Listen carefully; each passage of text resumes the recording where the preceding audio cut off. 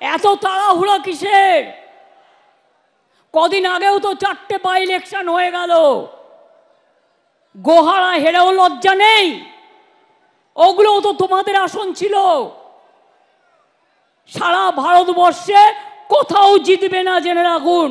তাই আজকে চক্রান্ত করে বলুন তো একটা কথা, আমি জাজ নিয়ে বলতে চাই না, কিন্তু জাজমেন্ট নিয়ে বলবার অধিকার আমি একজন আইনজীবী হিসেবে জিজ্ঞেস করছি। আমি আইনে প্র্যাকটিস করেছি অনেক দিন। কখনো কখনো বলুন, মহারাষ্ট্রের কোর্ট বনধকে নিষিদ্ধ ঘোষণা করতে পারে, সেখানে কারা অ্যাপ্লাই করেছিল? বনধ ডেকেছিল বিরোধী দল, মহারাষ্ট্র হাইকোর্ট বললেন বনধ ইল্লিগাল, বনধ হবে না। কেরালা হাইকোর্ট তার আগে বনধকে নিষিদ্ধ করেছেন, আরো অনেক কোর্ট করেছেন। কলকাতায় তো সাধারণ মানুষ আমি শুনেছি পিল করেছিল। আপনাদের উচিত ছিল না একটু নড়ে চড়ে বসার? আমি আইনজীবীদের বলবো, মনে রাখবেন, বিজেপিকে এই জায়গাটা কোর্টে ছেড়ে দেবেন না। মানুষ কোর্টে গিয়ে যেন বিচার পায়, সেই জায়গাটা দেখবেন। অভিষেক বলল আমাদের পুলিশ টাইম পেয়েছে 4 দিন। আমি এবার আপনাদের বলি, আমি ঝাড়গ্রামে ছিলাম, আমি 9 তারিখে ফিরছিলাম বিকালের দিকে, আমার কাছে খবর যায় তখন ইতিমধ্যেই পুলিশ কমিশনার থেকে শুরু করে তার পরিবার সকলে পৌঁছে গেছে।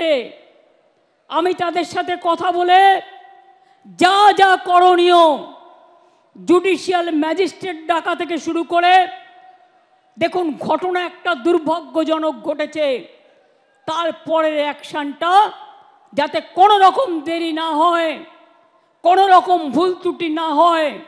আর আমরা চেয়েছিলাম 7 দিনের মধ্যে ফাস্ট ট্র্যাক কোর্টের মধ্যে দিয়ে আমরা ফাঁসি করে দেবো, এটা আমরা চেয়েছিলাম। আমরা বিচারে দাবি চাইব। আজকে যারা কামদুনি বলেন তাদের বলি, কামদুনি কেসেও আমরা ফাঁসি চেয়েছিলাম। দুজনের যাবজ্জন্ড হয়েছিল হাইকোর্টের রায়ে। অনেক চোর ডাকাতকে এখন ছেড়ে দেওয়া হয়। মনে রাখবেন, এমনকি আমার কাছে প্রায় ফাইল আসে 10 বছর 12 বছর হয়ে গেছে, ওদের ছেড়ে দেওয়া হোক। কেন ছাড়া হবে? যে খুনি তাকে কেন ছাড়া হবে? যে ধর্ষণকারী কেন ছাড়া হবে? যে অত্যাচারী তাকে কেন ছাড়া হবে? কিসের নিয়ম? কিসের নিয়ম? আমি প্রধানমন্ত্রীকে চিঠি দিয়ে সতর্ক করলাম, আবেদন জানালাম, আপনি একটা ন্যায় সংহিতা তৈরি করেছেন, নতুন আইন, তাতে 10 বছরের একটা ধাপ, 12 বছরের একটা ধাপ, 16 বছরের একটা ধাপ, তারপরে আর একটা ধাপ, তারপর 10 বছর। কেন এই ন্যায় সংহিতা করার কি প্রয়োজন ছিল? আমি এখনো বলি রাজ্যের হাতে পাওয়ার নেই। রাজ্যের হাতে পাওয়ার থাকলে আমি 7 দিনে করে দেবো। যারা ধর্ষক করবে তাদের একমাত্র শাস্তি ফাঁসি, ফাঁসি, ফাঁসি, আর কিছু নয়। এই একটা কাজ করলে মনে রাখবেন সব ঠান্ডা হয়ে যাবে। যারা দুর্বৃত্ত তারা ঠান্ডা হয়ে যাবে।